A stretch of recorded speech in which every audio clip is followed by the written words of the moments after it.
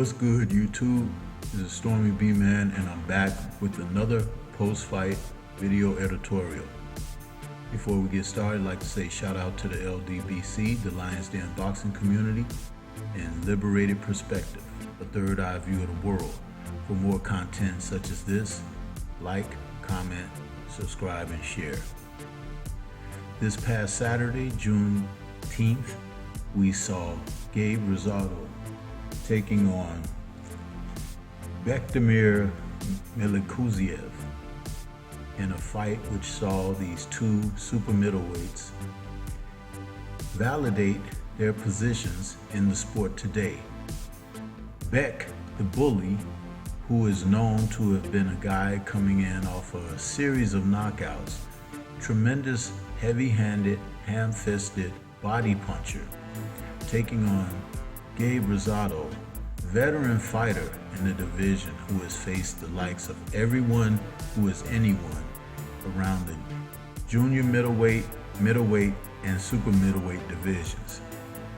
His last fight, he dropped a close decision to Danny Jacobs in a bout which I thought he defeated Jacobs. Something I give Rosado credit for is, even though he has suffered defeat at more talented fighters, he has always seemingly learned from his defeats. And he was also a victim of scar tissue around the eyes, where he had been suffering a series of cuts in several bouts.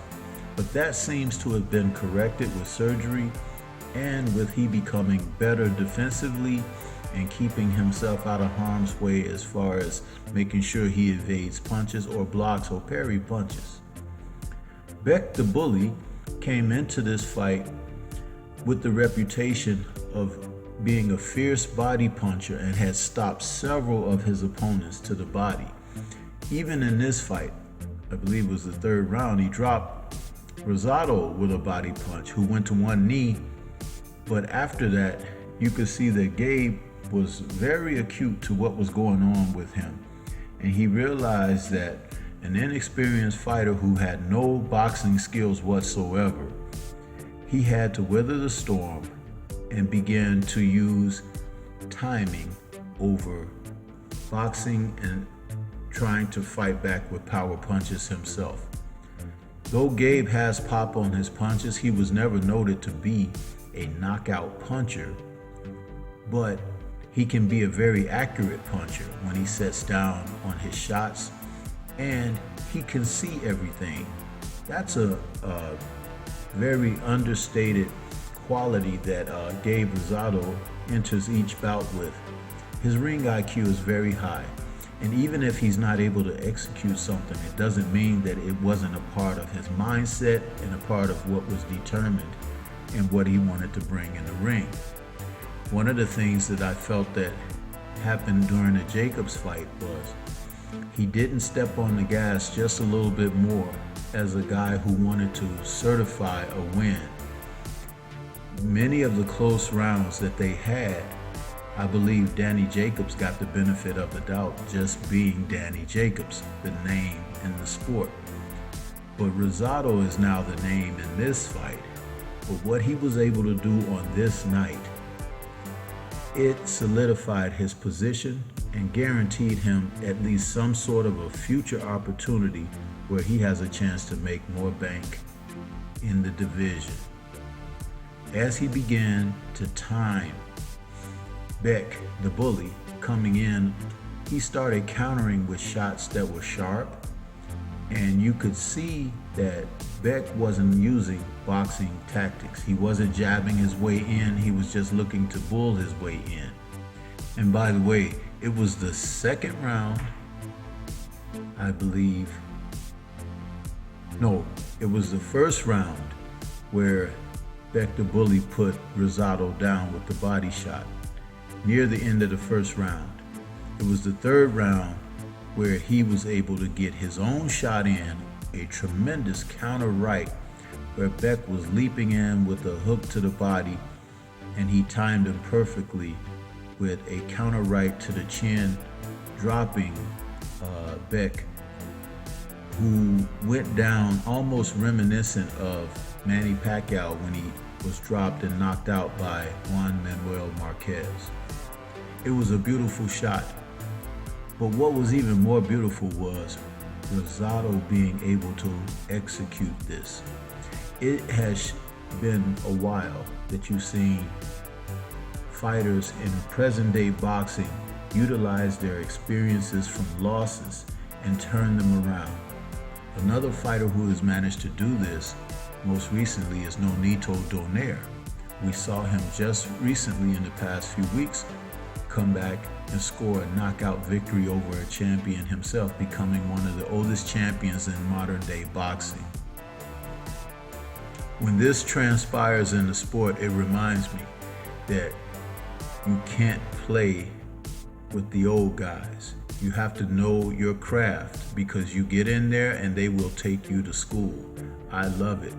And I love the fact that Gabe ROSADO is able to get another opportunity, because he has deserved it. He has worked his way back into contention and has put himself in a position to be considered formidable.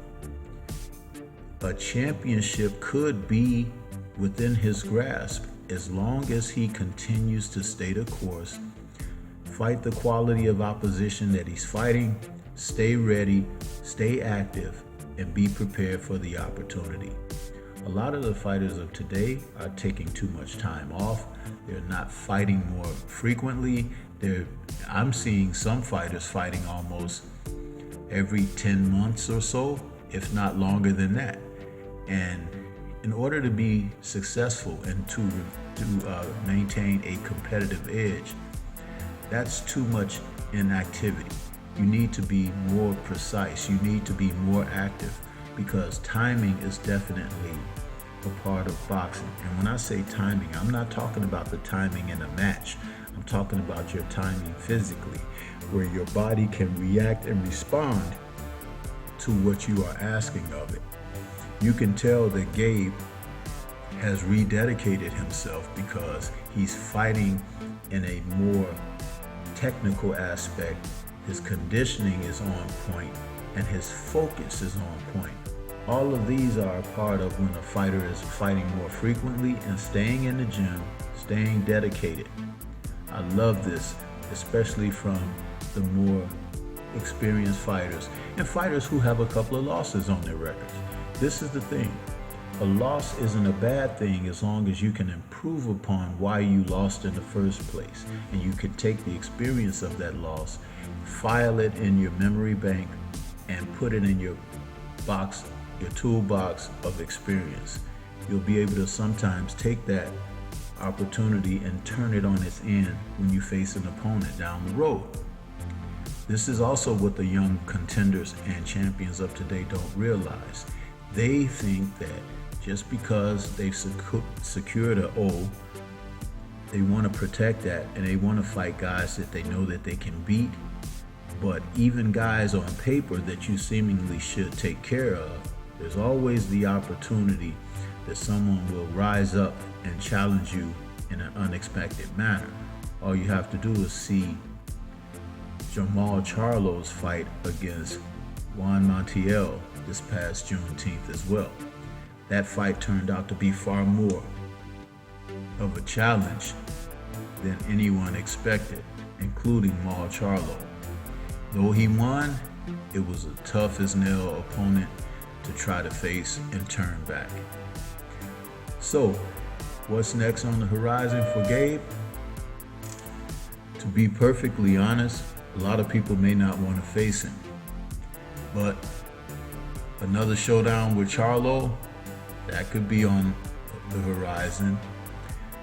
But what I would like to see, possibly a matchup against Demetrius Andrade. And if Canelo Alvarez is looking for someone, another payday there. But I'll tell you something about Gabe taking on Canelo Alvarez. That would be a spirited fight and definitely a match I would love to see. Those two have the type of contrasting styles that will produce an all-out action fight. And I'm not talking about a slugfest. because both guys have enough technical ability that it would be cat and mouse. Though Canelo is known to be the bigger name in this situation, Gabe's fighting experience would help him tremendously against a fighter like Alvarez. But the Andrade fight could be on the horizon. This is also the type of fight that I would like to see.